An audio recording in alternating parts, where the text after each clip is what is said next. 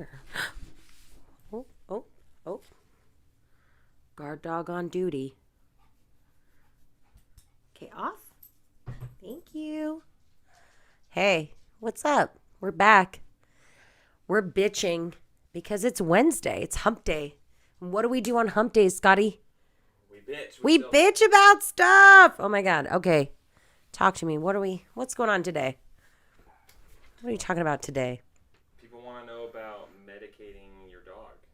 When and why you should. Oh. This hits. Okay. They all hit.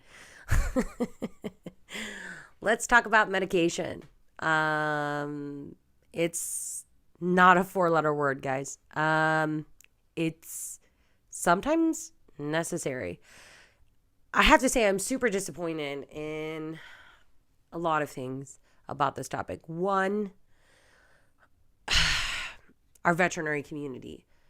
And I'm really upset. I don't know if you guys are like up and hip to all the drama, but like a little bit ago, one of the top veterinary schools in the country invited essentially like a TikTok trainer to come and talk to their staff, and his basic speech was like, we're over medicating dogs, which is so sad to me.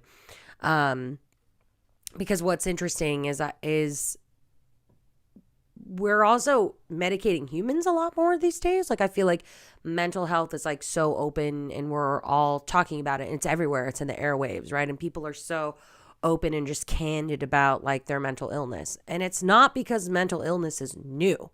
Mental illnesses are always existed.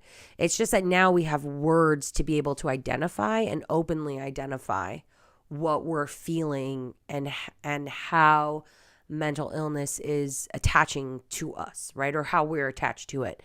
And what's fascinating about mental illness and like studies that we've done on humans is in utero trauma. And this is something that I feel like doesn't get discussed enough, but there is science to support that in utero trauma can be generational. Like, it can last for generations, right? So like, your mom didn't even have to be abused. It could have been your mom's mom that was experiencing abuse in their home. And like, you will carry the trauma markers for that in you because of in utero trauma and like the chemicals that get released when a woman is pregnant, etc.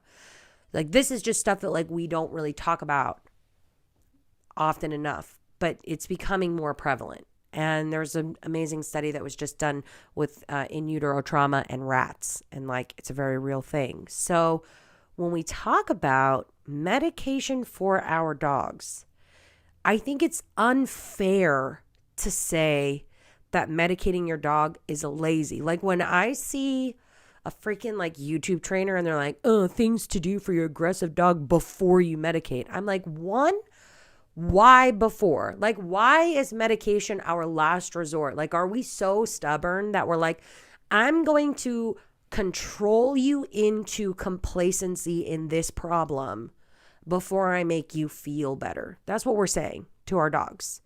We're like, I recognize that you are having big feelings and that you clearly don't feel well in this environment, in this scenario, with this person.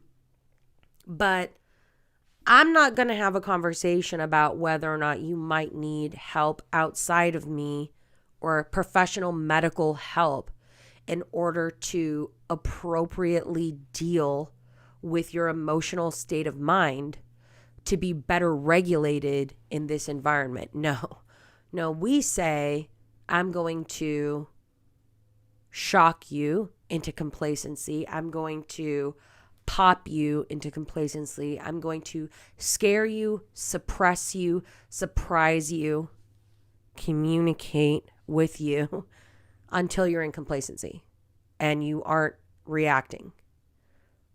But that's not fixing anything. It's not being fixed. And if your dog is actually suffering, like really suffering from mental unwellness, emotional unwellness, trauma, which we've talked about, what if they do have PTSD? Like, you have a shelter dog, that dog has PTSD.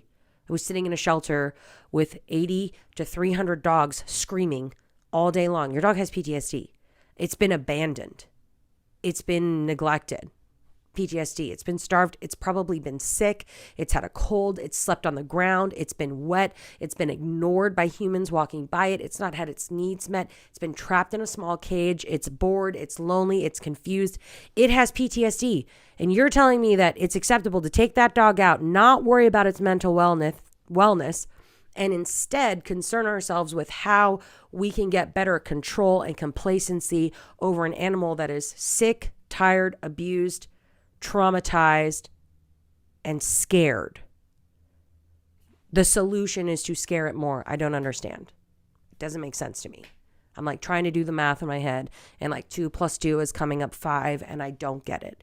And I don't understand why we don't have more education for our veterinarians on how to address behavior in dogs.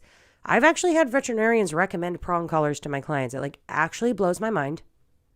Overall, there's like 130 veterinary behavioralists. These are, first of all, the only people who are allowed to use the title behavioralist. If you see a dog trainer and they refer to themselves as a behaviorist, which, full disclosure, when I first started dog training, I did because I thought it made me sound better. I am proud to call myself a certified professional dog trainer. I am a professional dog trainer. That's what I do. I don't need a fancy title to make me better at what I do, right? I'm really good at what I do. And guess what I do? I'm a dog trainer. So if somebody's mislabeling themselves as like a behaviorist, only veterinarians are behavioralists, or you have to have like a master's degree in animal behavior to be considered a behaviorist, just FYI. But there's 130 veterinary behavioralists in the country, in our country. That's it. Per capita, there are not enough. Think about the amount of people who got dogs in the pandemic, you guys.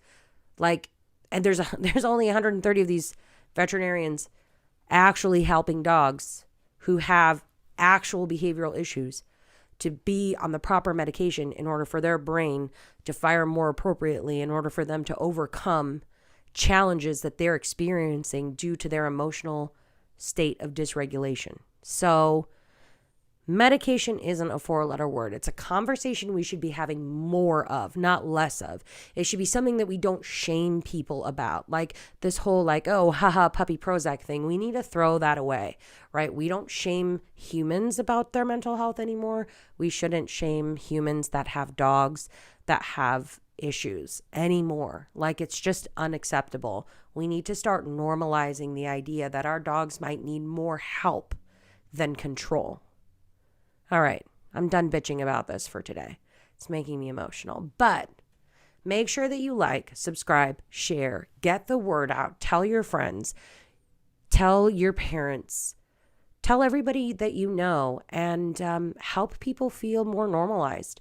If they are having a dog, if you have a dog, if your friend has a dog that has actual behavioral problems and they are sticking it out with this dog and they are pushing through and they are working through this and they are not abandoning their dog and getting rid of it, support them, love them, get this message to them, help them find the help that they need for their animal so that they can continue to do what they're doing and hold on and love that dog.